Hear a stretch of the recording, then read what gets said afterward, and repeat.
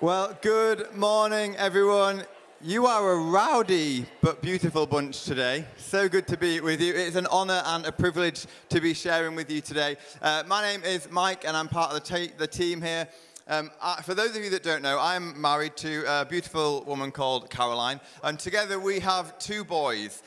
We have Jasper, who is just over one and a half years old, and we have Boaz, who is just over 3.5 months old. Yes, nice short gap there. We did that well. Now, one thing I'd just love to tell you is that Jasper, he's our eldest. He loves his baby brother Boaz. He is obsessed with him. Isn't that cute? Look at him praying for him already.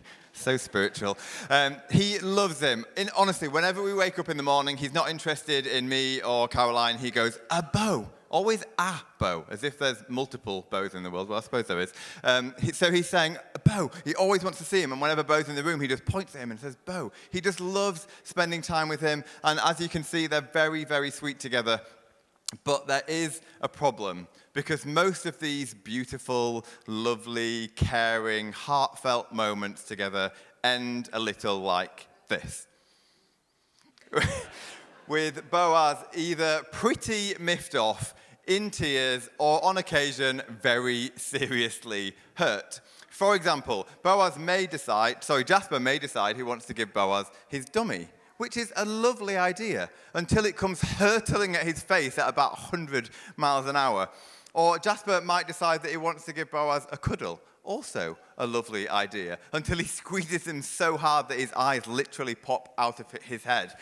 Or maybe the time that he nearly drowned him in the bath by splashing a tsunami over him. Or, of course, there's the times when he just outright body slams him or smacks him in the face. So I think it is very, very fair to say that in the Darbandi house, the most used word over the last 3.5 months has been gentle.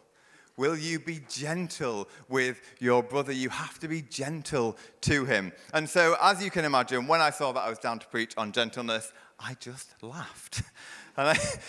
Because I can tell you now that trying to teach a 3.5-month-old to be gentle is like smashing your head against a brick wall. But here we are in our preaching series on the fruit of the Spirit, and hasn't it been incredible? Hasn't it been really good? We've looked at love, joy, peace, patience, kindness, goodness, and today we arrive at gentleness. So what we're looking at today, gentleness. Now, I'd love to just start by addressing the huge elephant in the room, and that is that the world does not exactly teach you that being gentle is a good thing to do. It certainly doesn't teach you that if you want success, if you want to do well, if you want to succeed, then gentleness is the right route. I certainly was never taught to be gentle as I was growing up. I was taught to assert myself, to be bold, to go after the things that I'm after, to look out for me and nobody else. And I actually came across a leadership article teaching you, if you want success, this is what you need to do. And I'd love to just share a little bit with you. It says this: never be passive again. Not everything you want will be handed to you. Sometimes you have to go out and get it. If you want major success, you will have to be assertive. These wise quotes, I'll let you be the judge of whether they're wise, will inspire you to express yourself powerfully and authentically. Number 1, the duty we owe ourselves is greater than the duty we owe others. Number 2, if you don't have a seat at the table, you're probably on the menu. Number 3, if you have major success with assertiveness, you will learn that it is a much healthier route than being a doormat. Number 4, the best gifts are never given but claimed. And number 5 is my personal favorite: never retreat, never explain, get it done and let them howl. In other words, the world most often teaches you that gentleness is being weak. If you're gentle, then you're a pushover, you're limp, you certainly aren't a leader, and you probably won't be successful or get very far in life. But if you've been tracking with us over the past few weeks, then you will have seen that all of the fruits of the Spirit that we have been looking at have 2 main characteristics. The first is that they are filtered through love. And the second is that they are postures of vulnerability. Haven't we seen that through all of them? They're all filtered through love, and they're all postures of vulnerability. And so all of the fruits, in one way or another, are hugely counter-cultural. And gentleness is no different to that. And that is and so it's important to have an accurate perception before we begin of what gentleness is. And what I'd love us to consider today is that gentleness should not be seen as a weakness, but rather a strength. Gentleness should not be seen as a weakness, but rather a strength. And that's exactly what we've been trying to teach Jasper. Rather than making be gentle like this punishment, this bad thing that we've told him off for doing, we've been teaching him that he's much bigger than Boaz. And he is. He's literally twice the size, and he's got an extremely large head. So we've been saying, you are really strong. We've been saying you're really big and you're really strong, and so you need to be gentle with your brother. You need to be gentle with your little brother. We've been saying that you are a giant in comparison to Boaz. And that's exactly what we've been trying to teach him, to be a gentle giant. And if you're a note taker among us today, then that is the title for today's message, Gentle Giants. And so I'd love to just take a look at a passage as we begin. And see God's gentleness in action. And we're going to be looking from 1 Kings 19, but it's going to come up on the screen for you. And it's an encounter between God and Elijah. And Elijah has recently fled to Horeb, and he's not in a very good place. He's pretty depressed, and he's actually fearing for his life. He's not doing very well at all. And here's what happens. It says this, "The Lord said, 'Go out and stand on the mountain in the presence of the Lord, for the Lord is about to pass by.' Then a great and powerful wind tore the mountains apart, shattered the rocks before the Lord, but the Lord was not in the wind. And after the wind, there was an earthquake, but the Lord was not in the earthquake. After the earthquake came a fire, but the Lord was not in the fire. And after the fire came a gentle whisper. And when Elijah heard it, he pulled his cloak over his face and went out and stood at the mouth of the cave. And the voice said to him, 'What are you doing here, Elijah?'" So this is the God of the universe. This is the most powerful being of all time, the one who holds all authority and all power, the everlasting God, the ultimate giant, you might say. You don't get a bigger giant than God, the Lord Almighty, the one who can tear the mountains apart, the one who can shatter rocks, the one who came to bring the wind and the earthquakes, the one who can summon fire from nothing, comes in a gentle whisper. He gets down and he says, "Elijah, my boy, what are you doing here?" Gently, he deals with him. God is a gentle giant. That's what we're going to be looking at today. God limits himself and his power in order to have a gentle encounter with Elijah. He so values Elijah that he's willing to get down low and be gentle with him with a whisper. You see, the essence of God's nature is not power. Yes, he is all-powerful, but the essence of God's nature is not power. The essence of God's nature is loving gentleness. Elijah's confidence was faltering, but God listens to him without rebuke. And then later on in the passage, God restores him gently. He even turns him around gently. He deals with him so gently. And in this passage, we see two displays of power, the big and the powerful and the gentle. We see the giant and the gentle, and God uses gentleness to deal with Elijah. And I think it's significant and intentional that we see both displays of power in this passage, because I think God has been very clever in what he does. So he's showing us and reminding us that he is capable of the power, of the big, of the explosion, of the authority, but he's also capable of the gentle. And the contrast that we see is that we see God teaching us the difference between the two and the times to be gentle. He's teaching us the significance of him choosing to be gentle in that moment. And I actually think it's the greatest display of power that God could have used in that moment, to decide to limit himself and be gentle, to display gentleness. And in a very similar way, time and time again, the Bible uses the analogy of the Good Shepherd Good Shepherd, to depict God's gentleness with us. Isaiah 4 says he tends his flock like a shepherd. He gathers the lambs in his arms and he carries them close to his heart. He gently leads those that have young. God is a gentle father figure with those that follow him. God is a gentle giant. He's a gentle giant. Now, a slight disclaimer before we go any further, because I know that there's many of you in the room that are already going, hang on a minute, God isn't always gentle. And that is true. He might not always appear to be gentle. There are times when God serves justice, and that is not necessarily viewed as being gentle. But let's remember, we are not the ones to serve justice. God is. So that is his prerogative to do, not ours. And yes, there is a time for standing up for yourself and being assertive, but you can do so in a gentle manner. Even later in that king's passage, God gives a rebuke to Elijah, but he does it so gently. He does it gently. He turns him around and rebukes him gently. And Jesus most definitely is not a pushover, but he is always gentle. And the opposite of gentleness is not assertive. The opposite of gentleness is clumsy, brutal, unkind, hurtful, and harmful. And God is none of those things. So let's just move on a little bit, because I'd love us to consider the most gentle person this world has ever seen and the most gentle act that this world has ever seen.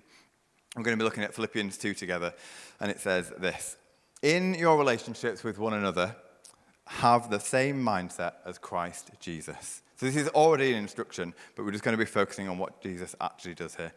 Who, being in very nature God, did not consider equality with God something to be used to his own advantage.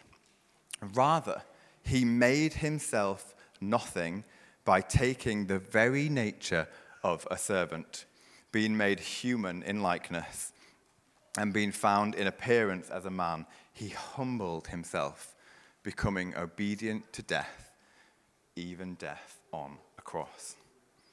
And actually, the word gentleness that we see in the Bible is probably more helpfully seen as humble, his humility, or to bend low.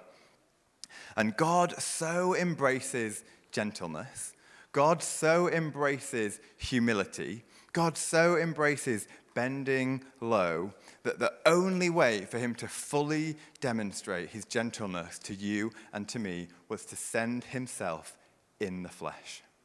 It was as if that whisper that we saw with Elijah wasn't gentle enough. He wanted to come in person, in his very flesh. He wanted God, he wanted to see us. He wanted to touch us. He wanted to feel us. He wanted to smell us. And he wanted us to be able to do the same with him. So he arrives completely humbled and completely gentle as a baby. And then he lives his life being gentle with all those that he meets. The sinner, the prostitute, the tax collector, you name it, he was gentle with them. Now, Jesus holds all power and all authority, and he was completely sinless and completely blame-free, yet because of our brokenness, he chose the perfect display of gentleness to you and to me. Even though we were full of sin and rebellion, Jesus took the posture of gentleness and humility. He humbled himself in a display of greatness towards us that was so great that it cost him his life on the cross. I'm just going to say that again. He humbled himself in a display of gentleness that was so great it cost him his life. And let me tell you, no one in all of history will ever be that kind to you. No one in all of history will ever be that gentle towards you. No one in all of history will ever treat you so gently. Jesus could have easily thrown off the Pharisees. He could have easily pulled himself down from the cross and said, no, this is not for me. I am the king of the universe. I am not going to be treated this way. But he chose to limit himself. He chose to limit his power and his authority in order to be gentle to you and to me. Jesus chose in that moment, and in lots of moments, to be a gentle giant. He was rich, but he became poor. He was a giant, but he chose to be gentle. And just as God did with Elijah, Jesus chose to limit himself to be gentle to us despite his greatness. And now Paul says, in your relationships with one another, have the same mindset as Christ. That cuts deep, doesn't it? Have the same mindset of Christ. And that means preferring others. Gentleness begins the moment you are more interested in the flourishing of others than you are in the flourishing of yourself. Gentleness, as with all of the fruits of the Spirit, looks like humbly preferring others, because without humility, there is no such thing as gentleness. So what does that look like for you and for me? Well, in Ephesians, Paul says, always be gentle and humble with one another. And in Philippians, he says, let your gentleness be evident to all. So clearly, it is a command as well as a fruit of the Spirit. Now, just want to say that in preparing for this talk, God has really been speaking to me. And in fact, I was just sharing with someone before I came up here that I don't think God has ever done such a deep work in me preparing for a message as he has done in preparing for this one. Because I basically looked at the sermon series outline and I thought, oh, I'm preaching on gentleness. And the first thing that came to my head was, of all of the fruits of the spirits, gentleness is the one that I embody the least. I was like, I'm not gentle, and to be honest, I'm not sure that I want to be gentle. And also, I've been speaking to a lot of people about preparing this, and loads of people, their first reaction has been, gosh, I'm not gentle, and I'm not sure I want to be gentle either.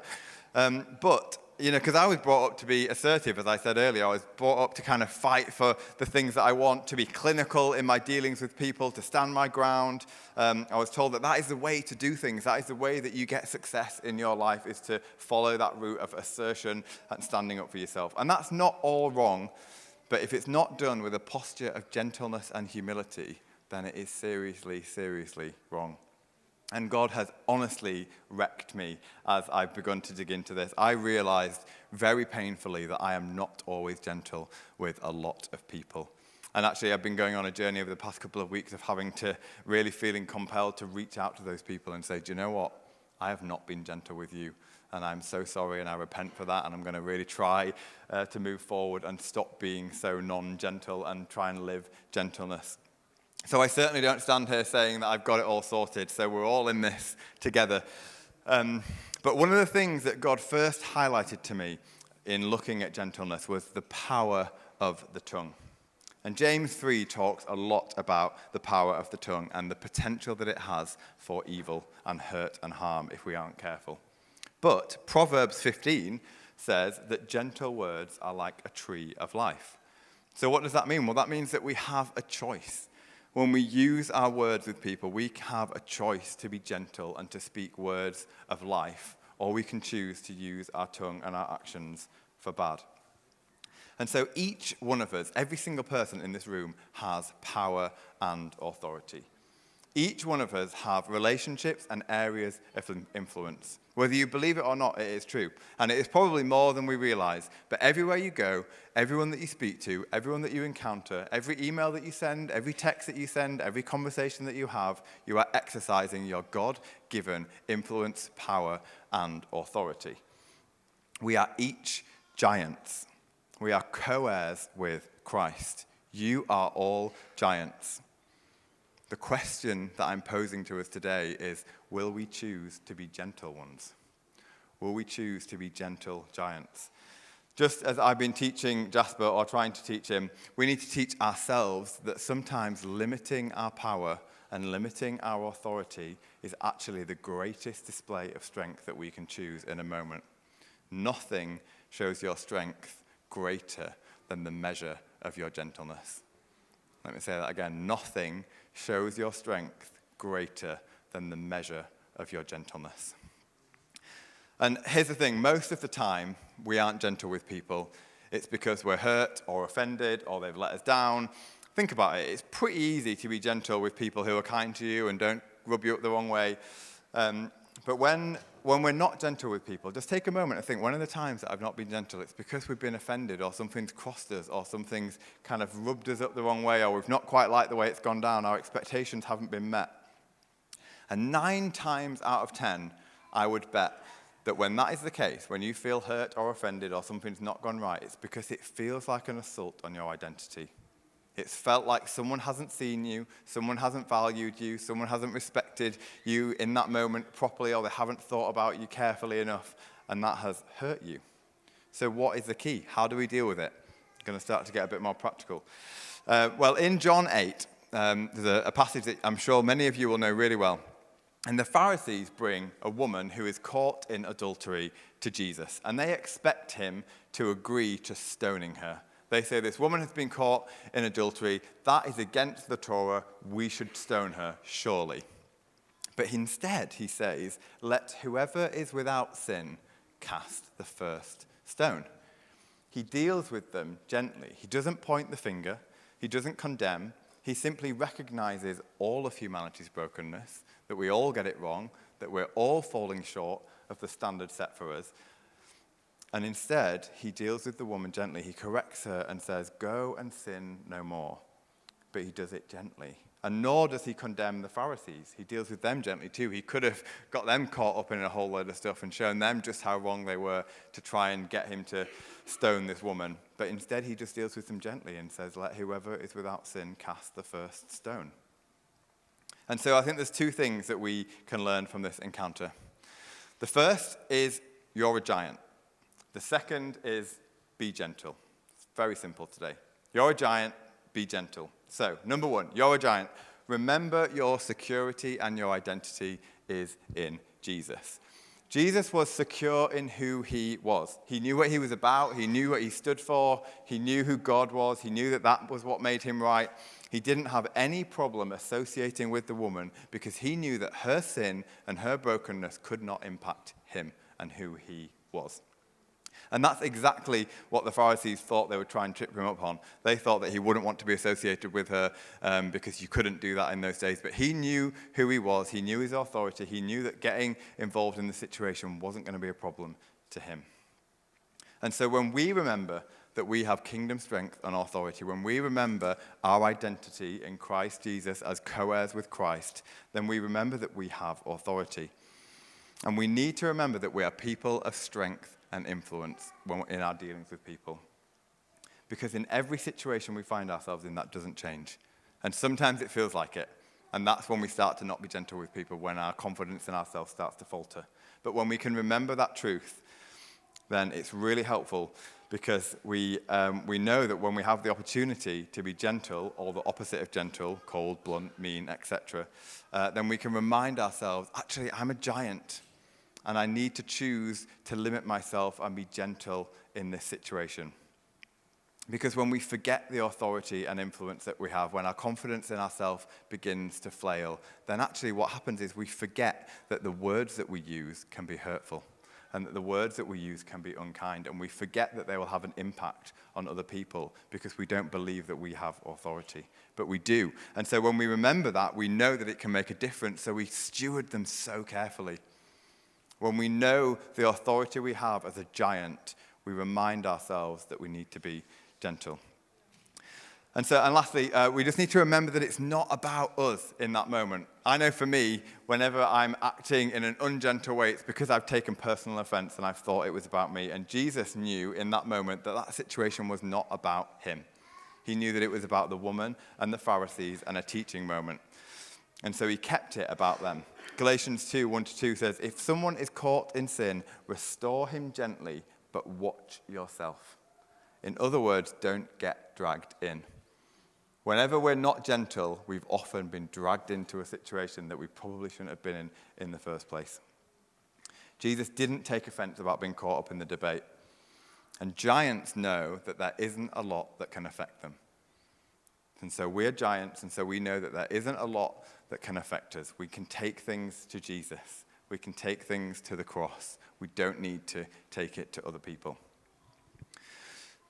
So if we don't think that we're a giant, then we won't think we have influence, and we won't care how we act. And that's why we need to remember to be gentle when we remember that we're giants. So, number one, you're a giant. Number two, be gentle. So here's the thing. Here's a tagline. Just because you can doesn't mean you should. And actually, I feel like that could be a bit of a tagline for all of Christianity, and Tim Miller's preaching on self-control in a couple of weeks, and you can have that one for free, my friend. Just because you can doesn't mean you should. Jesus could have made it really clear that he was the Son of God in that moment. He could have flounced about the place, telling everyone the authority that he has, telling everyone that he knew better than them. He could have condemned the woman and the Pharisees and the woman all at the same time, but he chose not to. He chose to limit himself and be gentle. It's a little bit like, I've been thinking about this over the past few weeks, it's a little bit like an egg and spoon race, right? So when you've got an egg and a spoon race, you've got your spoon and you've got the egg, and you need to get to the end and try and win the race. You could, if you wanted to, hurtle ahead at 100 miles an hour, and you'll be sure to win the race, but you would cause some damage and destruction as you go. In order to win an egg and a spoon race, you have to go smoothly and gently and carefully in order to do it properly. It's about knowing that you have strength, but choosing not to use it. And that's when we remember that the power of our voice and our actions yield is significant, so we need to be careful how we use it. And also, a little grace goes a long way. A little grace goes a long way. Jesus chose in that moment to extend grace to both of them. He could have condemned them, but he chose not to. He extended grace to both parties. Go and sin no more. Sometimes grace is needed, even if we don't feel like it. Just another little story. So Jasper, our eldest, is not sleeping particularly well at the moment, would be a kind way of putting it. Waking up in the night, very, very angry. And let me tell you, I have never known it would be possible for such a tiny human being to harbor so much anger. But that is what happens in the middle of the night. And for quite a long time, I was getting caught up in the moment. I was getting wound up. I was saying, why are you doing this to me? It felt like a personal offense on me and my sleep and my well-being, with him waking up and screaming for no apparent reason in the middle of the night. And then I would just get more and more wound up, and then I'd end up shouting at him, and then the situation would escalate, and just, you can imagine, it wasn't a pretty sight. But as I began to remember who I'm the parent, I am the one that has the authority and the security in this moment. When I remembered that I'm the parent, I remembered that he was not intentionally trying to ruin my life, even though it felt like that at the time. He was just upset, and he just needed me. And so when I realized that, it opened up the way for me to be gentle. It opened up the way for me to be calm with him, to talk to him gently, to say, my boy. You remember that passage with God, my boy, what's wrong? What's happening? Be gentle. And actually, gentleness was the only way he was going to calm down and go back to sleep. So I found that quite helpful. And then I'd love to just share with you a little personal thing. And this might not be relevant to everybody, but my sense was that it could be relevant to quite a few of us here. And so I as I said, this talk, preparing for it, has really challenged me. And I've been thinking to myself, why wasn't I being gentle with people? And there were certain moments when I kind of look back, and I could, if I dared to, go back and open an email and think, what on earth was I thinking when I wrote that? But there are moments when I have not been gentle with people. And I'd begun on a journey with God, asking what was going on there? Why was I not being gentle? And I mentioned earlier that I kind of wasn't brought up to embrace gentleness. My family are kind of quite cold and clinical and told to just go after things. And what that has meant is that actually most of the people in authority over my life before I became a Christian haven't modeled gentleness with me. So I haven't learned what gentleness is. I haven't learned that it was appropriate. And when I've needed gentleness, I haven't had it. And what that has done is impacted my identity. And it's impacted what I believe about myself. And so when I get an inkling